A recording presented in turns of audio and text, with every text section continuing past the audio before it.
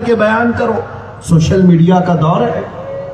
تم یہاں پر ابھی ایک بات کیے ہوتے ہو کہ یہ پوری دنیا میں نشر ہو جاتی ہے.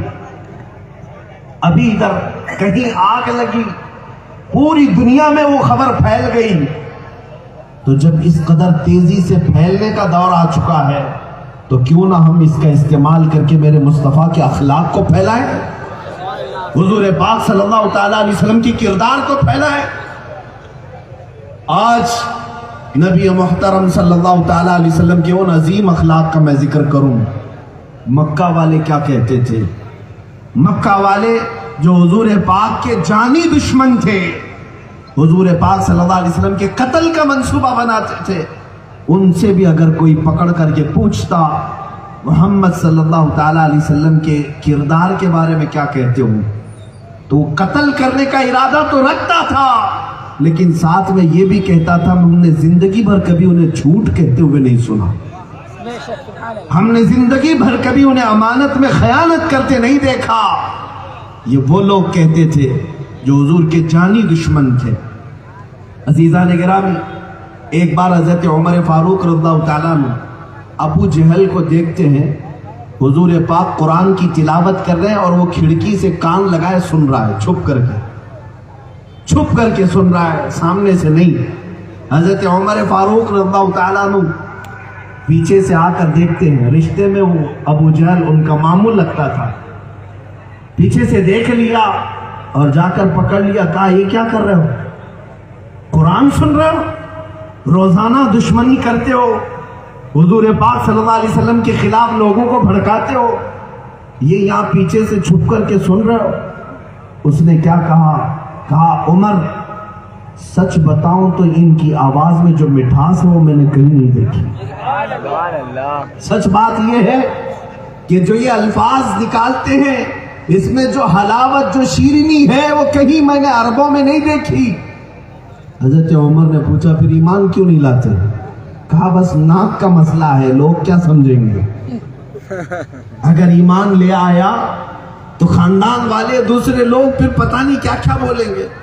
کئی لوگ صرف اسی لیے نہیں سدھرتے کہ ناک نہ کٹ جائے, اب تک ہم ایسے تھے ویسے تھے, اب اگر سیدھے راستے پر آ جائیں گے تو لوگ تانا دیں گے.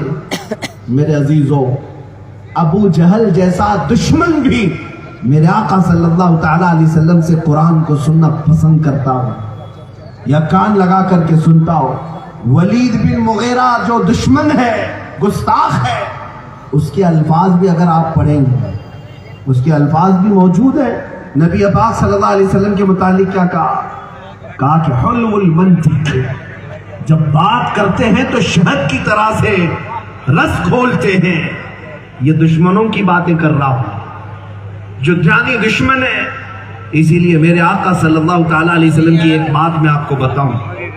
مکہ مکرمہ میں اللہ تعالیٰ نے میرے رسول کو پیدا کیا. آج بھی جا کر دیکھیں, مکہ ایک ایسا شہر ہے جو پہاڑوں سے گھرا ہوا ہے.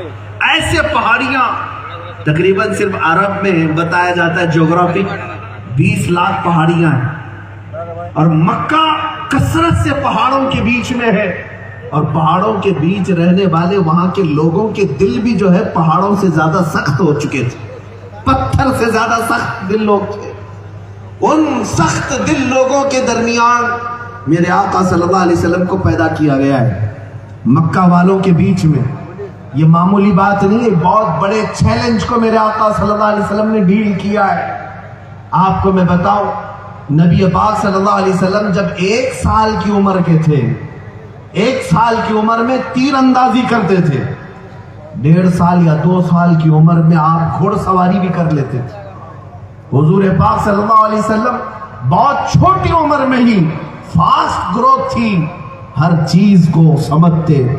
ذہانت و فطانت اللہ تبارک و تعالیٰ نے کمال کی عطا کی ہے میرے آقا کو.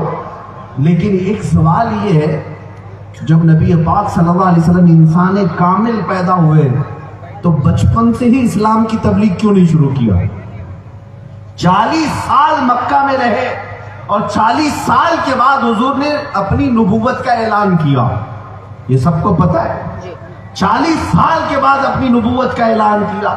40 साल तक मक्का में इस्लाम की तबलीग क्यों नहीं की? बचपन में मेरे आका सल्लल्लाहु ताला अलैहि वसल्लम कामिल थे, शुरू से करते।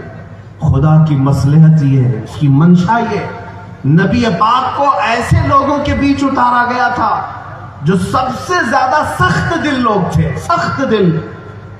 उन लोगों के दिलों को मोम करना हो तो सिर्फ जुबान का काम नहीं, बल्कि 40 साल मेरे आका ने उनके दरमियान अपने अखलाक पेश किए, अपने अखलाक पेश किए।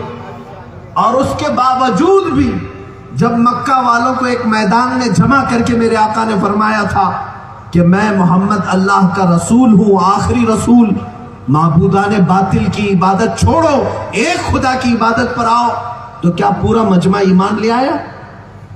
नहीं, पूरे मजमे में कोई नहीं, सिर्फ एक 9 साल का बच्चा खड़ा हुआ, कहा कि मैं आपके दीन को कबूल करता हूं। अल्लाह के रसूल सल्लल्लाहु अलैहि वसल्लम पूरे मजमे में ऐलान किए। लेकिन कितने सख्त दिल होंगे लोग, 40 साल हुजूर के अखलाक देखने के बाद हुजूर की दावत पर फौरन नहीं आए। अब मैं आपको बताना चाहता हूं, बाकी चंद साल मेरे आका सल्लल्लाहु अलैहि वसल्लम ने मक्का वालों को जो मोम किया है, उनके दिलों को नरम किया है, तो वो अजीम अखलाक थे जिसकी कुरान गवाही देता है, वइन्नका लअला खुलुकिन अज़ीम। ऐ महबूब, हमने आपको सबसे बुलंद अखलाक पर पैदा किया है। कभी नबी पाक सल्लल्लाहु ताला अलैहि वसल्लम की सीरत पढ़ करके देखना, माँ खदीजतुल कुबरा खुद फरमाती, हुजूर की आदत करीमा थी कि बूढ़ों का बोझ अपनी पुश्त पर उठाते थे, कमजोरों का सहारा बनते, बेवाओं के लिए मददगार रहते, हमेशा यतीमों को अपने साथ रखते। ये वो अजीम अखलाक है जो सब मेरे आका के अंदर अल्लाह ने जमा कर दिया था। नबी कौनैन सल्लल्लाहु ताला अलैहि वसल्लम, उनके अखलाक के बारे में, उनके एहसासात के बारे में एक अंग्रेज मौर्रिख लिखता है, हमारी जमात का आदमी नहीं, एक अंग्रेज इंग्लिश किताब में लिखता है कि मैं मोहम्मद सल्लल्लाहु अलैहि वसल्लम से इतना इंस्पायर हो गया, बहुत ज्यादा। किस बात पर? कहता है कि मैंने उनका एक वाकया पढ़ा कि वो मक्का में या मदीने में बच्चों के साथ बैठे हुए थे, बहुत सारे बच्चे खेल रहे थे। उन बच्चों में से एक बच्चे का बाप आया और उसने उसको बेटा कहकर बुलाया, बेटा आ जा। तो रसूल पाक सल्लल्लाहु अलैहि वसल्लम ने खड़े होकर उसको मना किया, कहा कि इस मजमे में बेटा कहकर मत पुकार,